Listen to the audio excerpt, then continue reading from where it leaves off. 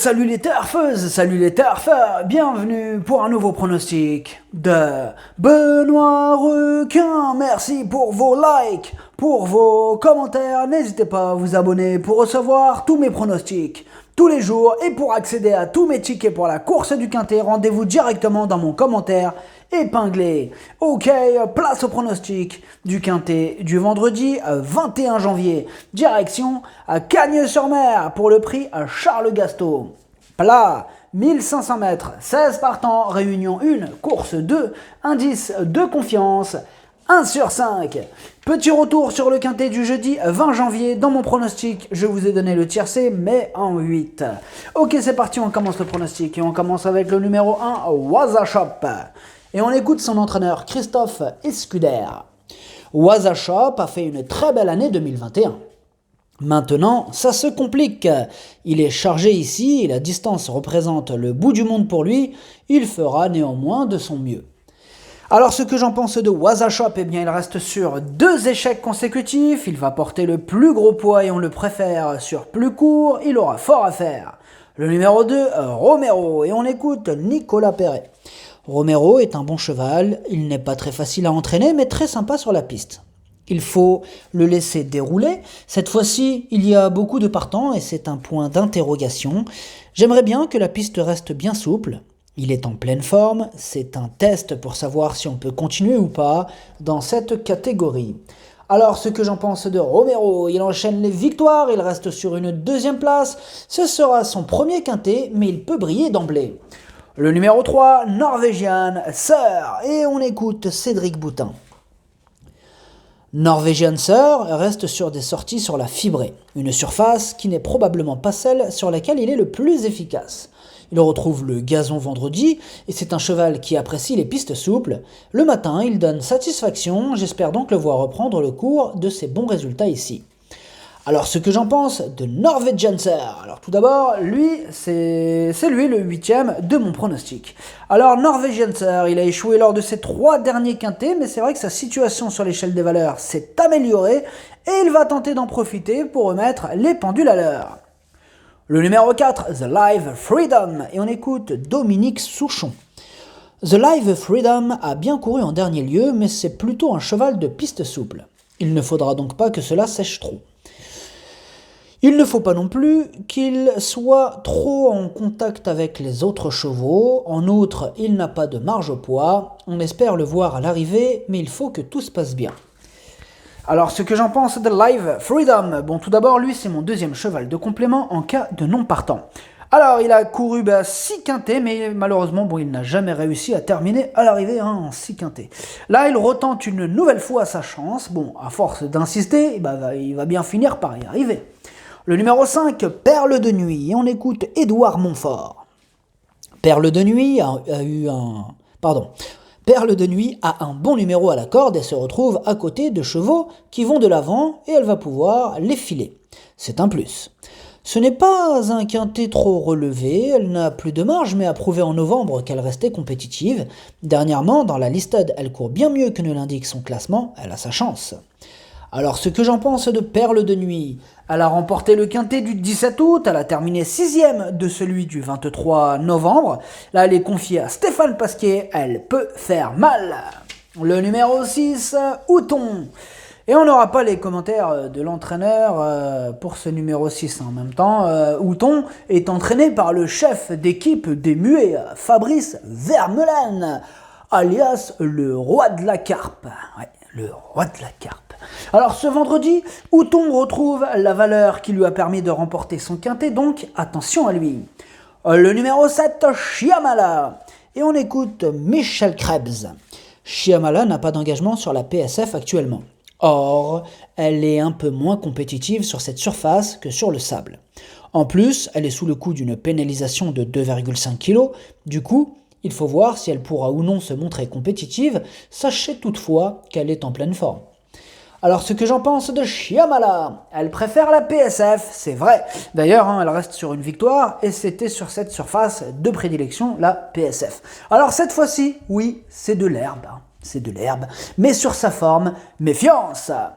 Le numéro 8, Aiguière d'Argent. Et on écoute Didier Prodhomme. Aiguière d'Argent est une récente recrue. Après son achat, il a été au Hara recharger ses accus. Il n'est pas très démonstratif mais donne satisfaction au travail.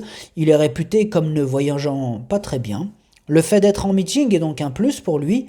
Au vu de l'opposition, je serais déçu de ne pas le voir disputer l'arrivée. Alors ce que j'en pense d'Aiguière d'Argent. Il joue la carte de la fraîcheur, fresh. Il retrouve une valeur qui lui laisse toutes ses chances, il peut frapper un grand coup. Le numéro 9, Black Widow, et on écoute Johan Bonnefoy. Black Widow découvre des tâches compliquées maintenant. En effet, suite à ses 3 succès l'an passé dans les handicaps, elle est prise très haut en valeur. On essaye quand même ce quintet, un gazon collant l'avantagerait, mais j'ai peur de la distance un peu courte et de sa situation au poids. Alors ce que j'en pense de Black Widow, elle reste sur 2 échecs consécutifs, désormais sa marge s'est réduite et elle va devoir sortir le grand jeu pour espérer se mêler à l'emballage final. Le numéro 10, Al-Khamsin, et on écoute Jean-Laurent Dubord. Al-Khamsin n'est pas chez moi depuis longtemps et je dois encore apprendre à le connaître. Le cheval est à Cagnes-sur-Mer et en belle condition physique. Maintenant, il n'est pas des mieux placés à la corde, ce qui complique les choses. Cette course va permettre de mieux le situer. Alors ce que j'en pense d'Al-Khamsin, son seul quintet s'est soldé par une 13e place, il vient de terminer 5e au niveau inférieur, d'autres candidatures nous apportent de plus solides garanties. Le numéro 11, J'aurais dû, et on écoute Cédric Boutin. J'aurais dû ne doit pas être condamné sur sa plus récente sortie, il n'a jamais pu être lancé dans la phase finale. C'est évidemment frustrant. Sa bonne condition physique est toutefois toujours d'actualité, voilà pourquoi je l'aligne avec l'espoir de le voir reprendre le cours de ses bons résultats, il a déjà réussi sur des pistes en gazon. Alors ce que j'en pense de J'aurais dû, il n'a plus à faire ses preuves à ce niveau, il reste sur un échec, c'est vrai, dans le quintet du 7 janvier, mais il serait quand même risqué de le condamner là-dessus, réhabilitation en vue. Le numéro 12, Devil, et on écoute David Windriff. Devil ne s'avère pas être... Je répète parce que là, j'ai mal commencé. Devil ne s'avère pas être pour le moment un achat judicieux. Judicieux. Je la recommence, excusez-moi. Vautrin, non, là je change carrément de numéro. Alors Devil ne s'avère pas être pour le moment un achat judicieux. Avant le coup, il m'est difficile d'être très optimiste à son propos. On va le monter en retrait afin qu'il s'encourage en passant les rivaux. Le numéro 13, Vautrin, et on écoute Mathieu Boutin. Vautrin est bien connu, il reste sur plusieurs sorties sur la fibrée et retrouve le gazon. Cela n'a rien de rédhibitoire.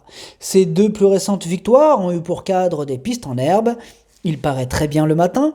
Il devra toutefois compter sur un bon déroulement de course pour prétendre briller. Il n'a pas de marge de manœuvre. Mais du coup, je vous ai même pas dit ce que j'en pensais du numéro 12. Ah, c'est abusé. Bon, alors je vous dis vite fait ce que je pense déjà du numéro 12. Alors, Devil, le numéro 12, 4 quintés, 4 échecs. Il vient de terminer 10e le 10 décembre. Il y a quelques doutes qui planent sur sa candidature. Le numéro 13, Vautrin. Alors, il n'a pas répété sa belle 4e place dans le quintet du 16 décembre. À l'issue d'un bon parcours, il va tenter de se mêler à l'emballage final. Bon, désolé là pour le petit micmac que je vous ai fait entre le 12 et le 13 là. Bon, le numéro 14, Jack O'Boy, et on écoute Madame Gina Raric. Jack O'Boy n'est pas un cheval de quintet. Il s'est imposé lors de sa dernière tentative à Saint-Cloud dans un lot similaire. Certes, il fait sa rentrée et est pénalisé au poids, mais je pense qu'il est capable de lutter pour une place. Alors, ce que j'en pense de Jack O'Boy, il vient d'être pénalisé de 2,5 kg pour sa dernière victoire, il monte de catégorie, ce sera son premier quintet, il intéressera les amateurs de champ réduit. Le numéro 15, Diva du Dancing, et on écoute Richard Chotard. Diva du Dancing vaut mieux que ne l'indique sa plus récente sortie. Elle va se présenter en belles conditions ici, toutefois, en première épreuve, sa tâche s'annonce à mes yeux assez compliquée. Alors ce que j'en pense de Diva du dancing, c'est au niveau inférieur qu'elle arrive à tirer l'épingle de son jeu. Son seul quintet s'est soldé par une 10e place. On demande à voir. Le numéro 16, Carlton Choice. Et on écoute Mathieu Boutin. Carlton Choice vaut mieux que ne l'indique sa plus récente sortie. En effet, le déroulement de course ne lui a pas été favorable et il court mieux que ne l'indique le résultat ce jour-là. Il entame ce meeting avec pas mal de fraîcheur.